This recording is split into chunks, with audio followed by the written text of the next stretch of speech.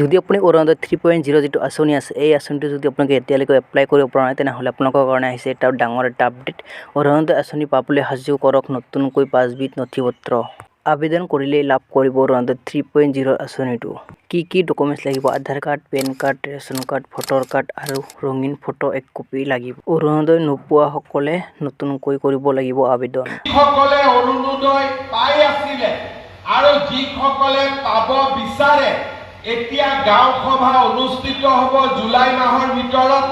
আপোনালোকে যাতে সকলোৱে গাঁও সভাত অংশগ্ৰহণ কৰে আৰু অৰুণোদয় আঁচনিৰ বাবে নিজৰ আবেদন দাখিল কৰে। অহা 10 ছেপ্টেম্বৰ তাৰিখৰ পৰা আমি আমাৰ ৰাজ্যত 40 লাখ লোকক অৰুণোদয় আঁচনি দিয়াৰ কাম আৰম্ভ কৰিম। বৰ্তমান 22 লাখ লোকে পাই আছে আৰু 10 ছেপ্টেম্বৰৰ পৰা 40 লাখ পৰিয়ালে অৰুণোদয় আঁচনি লাভ কৰিব। সেইবাবে আমাৰ আই মাতৃসকলক মই অনুৰোধ কৰিম, পাই থকা সকলেও আৰু নোপোৱা সকলে দুয়োটাই যাতে এই অৰুণোদয় আঁচনিৰ বাবে গাঁও সভাত অংশগ্ৰহণ কৰে। যদি আপুনি অৰুণোদয় 3.0 যিটো আঁচনি আছে এই আঁচনিটো যদি আপোনালোকে এতিয়ালৈকে এপ্লাই কৰিব পৰা নাই বা আপোনালোকৰ নতুন যিটো তালিকা আছে এই তালিকাখনত যদি আপোনালোকৰ নাম নাই তেনেহ'লে কিন্তু আপোনালোকে নতুন কৰি আবেদন কৰিব পাৰিব। যিসকল মানুহে এতিয়ালৈকে আবেদন কৰিব পৰা নাই সেইসকল মানুহে কিন্তু নতুন কৰি আপোনালোকে আবেদন কৰিব পাৰিব। তো ইতিমধ্যে কিন্তু আপোনালোকৰ অঞ্চলত গাঁও সভা অনুষ্ঠিত হ'ব।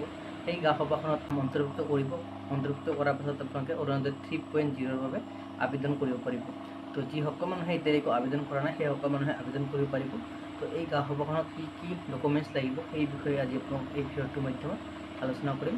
প্ৰথমতে লাগিব আপোনাক আধাৰ কাৰ্ড, ৰেচন কাৰ্ডটো আৰু আপোনাক ভোটাৰ কাৰ্ড আৰু আপোনাক বেংকৰ একাউণ্ট, এক্টিভ থকা মোবাইল নম্বৰটো লাগিব। এইখিনি বস্তু থাকিলে আপোনালোকে কিন্তু অৰুণোদয় 3.0 যিটো আঁচনি আছে সেই আঁচনিটো আপোনালোকে আবেদন কৰিব পাৰিব।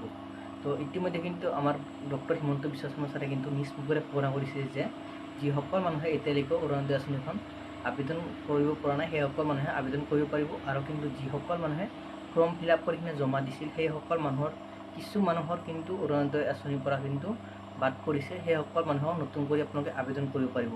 আৰু ইতিমধ্যে এটা ডাঙৰ এটা আপডেট আহিছে, যিসকল মানুহৰ ৰেচন কাৰ্ড নাই সেইসকল মানুহ কিন্তু নতুন কৰি আপোনালোকে ৰেচন কাৰ্ডৰ বাবে আবেদন কৰিব পাৰিব। ৰেচন কাৰ্ডৰ বাবে আপোনালোকে ফৰ্ম চি আপোনালোকে ডাউনলোড কৰিব লাগিব। ফৰ্মটো চি এই ফৰ্মটো মই এই ভিডিঅ'টোৰ স্ক্ৰীনত মই লিংকটো দি ৰাখিম। তাৰে পৰা আপোনালোকে ডাইৰেক্টলি ডাউনলোড কৰি কিনে এই ফৰ্মটো ফিল আপ কৰি কিনে আপোনালোকে জমা দিব পাৰিব। তো এই ফৰ্মটো ক'ত জমা দিব পাৰিব? আপোনালোকৰ যিটো ডিলাৰ আছে সেই ডিলাৰৰ ওচৰত আপোনালোকে এই ফৰ্মটো জমা দিব পাৰিব।